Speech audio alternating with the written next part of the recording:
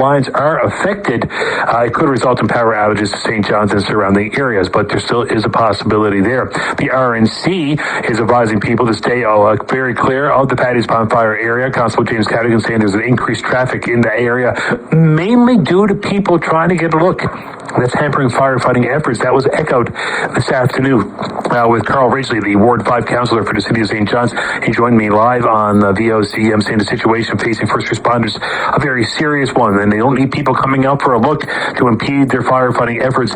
Councillor Ridgely said to me, the best advice I could give to everybody in that area right now is to listen to updates on the radio, alerts, and everything, but stay away from Southlands, Galway, so that firefighters and emergency vehicles and ambulances and whatever else is on the move can actually get in and do their job. So that is around the Paddy's Pond area. The fire this afternoon, of course, still active fires out in CBN. The Kingston fire, near and dear to many hearts, and the two water bombers and a bird dog from Ontario that were talked about over the weekend are on their way to the province. That came from Premier John Hogan this afternoon. He also announced that the Canadian Armed Forces doubling the number of wildland firefighters being deployed to the province. So 40 coming today, 40 due to arrive tomorrow.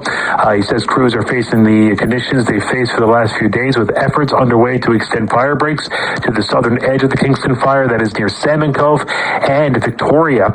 He says water bombers are focusing on that northern edge of the fire, and 50 firefighters are along with the local fire departments on the ground working to try to save homes and other structures in that area.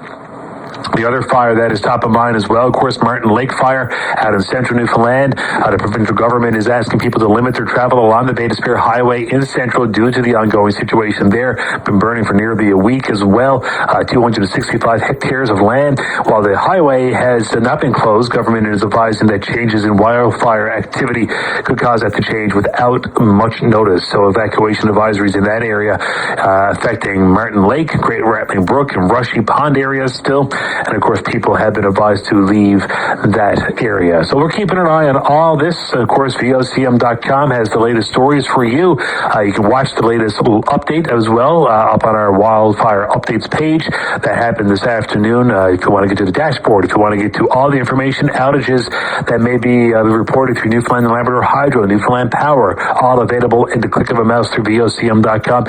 And if you want to check on road conditions, of course, we do know the highway has reopened now, heading into St. John's, but it was closed for a time being. NL 511, of course, linked up there as well, as we try to give you the quickest ways to this information while providing to you here as well on VOCM as it comes in. So again, if you're wondering about the highway, I've been receiving a number of phone calls wondering, how do I get in and out of town? The thing now is the Trans-Canada Highway has reopened for the time being. However, secondary roads in the evacuation area do remain closed.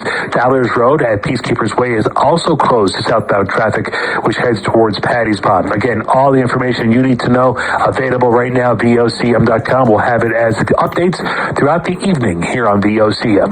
Become a member.